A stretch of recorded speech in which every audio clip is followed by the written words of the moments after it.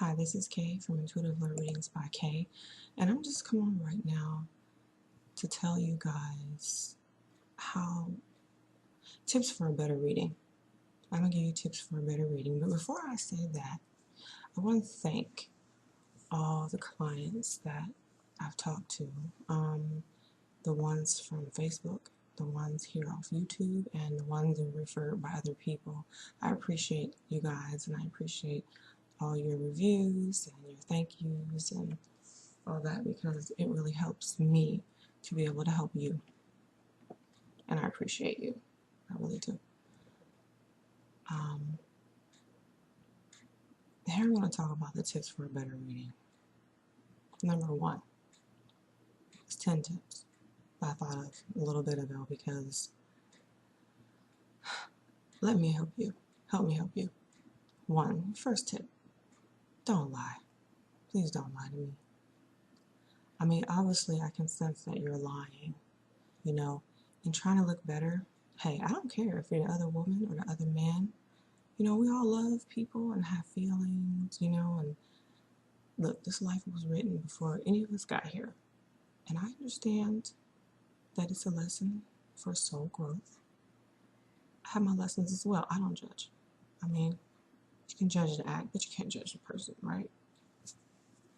So just don't lie to me. The second tip for a better reading is this is not a quiz. This is not a quiz, right?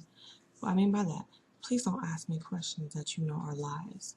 Don't say, you know, what did I, such and such, you know, like, because what you do is when you try to quiz an intuitive reader, it's a waste of time, you know, it can throw off your whole reading, you know, because they're trying to get answers for a question that's a lie.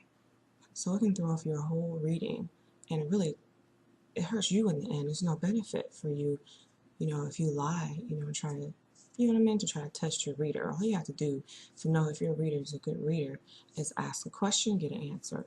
Ask a question, get an answer. Yeah, you're right. That makes sense.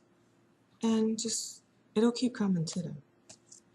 I mean, I'm telling you, just fill it out. The third tip about getting a good love reading, say for me, understand some people, everybody has relationship issues, even me. Not lately, but the question of finding Mr. or Mrs. Wright. This is how I feel about Mr. and Mrs. Wright. Mr. and Mrs. Wright is a matter of interpretation.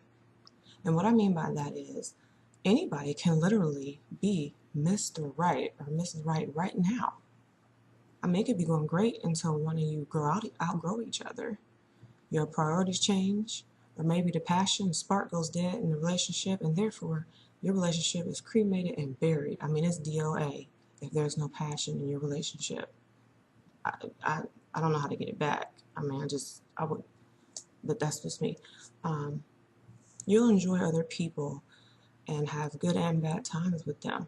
You can even be disgusted at relationships with somebody for our lives, for the time we're allowed to endure them and be with this person. But some are only meant for right now, not forever. When you learn that lesson from that person, the relationship can end. I mean, that's just how it is. You know what I mean? We gotta learn to keep, you may close your door on a different person, but keep your window cracked, because I can almost guarantee you that you will end up with a different person sometime. I mean, those people who are together for 40, 50, 60 years, I can't breathe thinking about it. But what I'm saying is that anybody can be right for you right now, but you may outgrow that person. You might turn around after you think that they were not for you, and 2 or 3 years later be like, I really messed up. Or maybe they're not right for you at that time in your life, but when you get past that edgy time that you needed, as far as you know, focus on career and money and stuff. And when you get comfortable and you really want somebody who's going to be there and make you comfortable, and that person is gone by then. So I mean, hey. Third thing, past life connections. To me, you know, past life connection, you know, they can be difficult, and it doesn't mean that you'll marry and die in the same, you know, retirement home together if you're past life connection. You know, you can play tug of war, you can fight all the time. I mean, disagreements. I ain't talking about getting beat down to the floor. Dial 911 for emergencies, really. Don't nobody deserve to be getting beat, man or woman. I think it's bully and it's mean.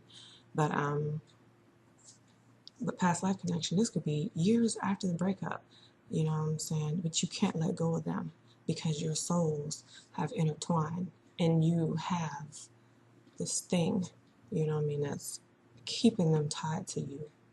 And there's people who talk about breaking cords and stuff, but it takes time to be able to let go of a past life connection, the feeling, the deeper love that you have from that type of union. It takes time. I'm not mad at anybody because I've been through it myself.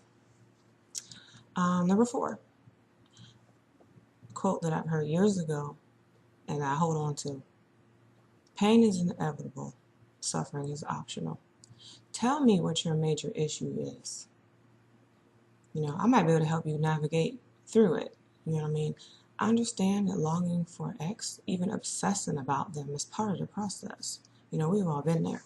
So tell me what your major issue. Tell me what your question is. Number 5, be specific.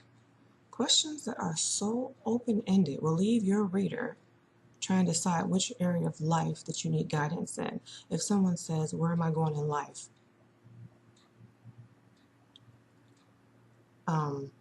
I don't know. Are you in a car right now? Are you walking north, south? You got a compass? I'm not trying to be mean. I just want you to get the best help out of your reading because I want to give you the best, most precise answers that I can get from guidance for you. And I want to answer the burning questions that you have. You know, I want to help. I just want to help. I'm a Pisces. I mean, what do you want me to do? My Pisces with a Virgo ascendant with a Libra moon. I'm all about relationships. Let me just tell you. Number 6, make sure you have privacy. If you don't have privacy during your reading, you will not ask the questions that you really need to know. You know what I mean? Like when I do paper predictions, when I do a reading, I write out the readings for people.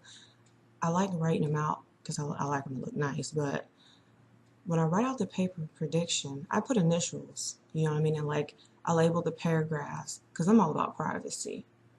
You know what I mean? I'll even call you Doo-Doo Brown if you want me to. You know what I mean? Just so you can get the privacy that you need. And I do like the written readings because, well, for one, I mean, you can go back and read it later. So when things happen in the past, in the future that haven't happened yet, you be like, oh, there it is right there. And it reminds you, you know what I mean, what I predicted for you. Because oftentimes, I can tell you about the here and now, but I can tell you about weeks or months or maybe a couple of years from now. And I would like for you to be able to go back and see what I said. But some people can just remember, and that's good, but my memory ain't that good.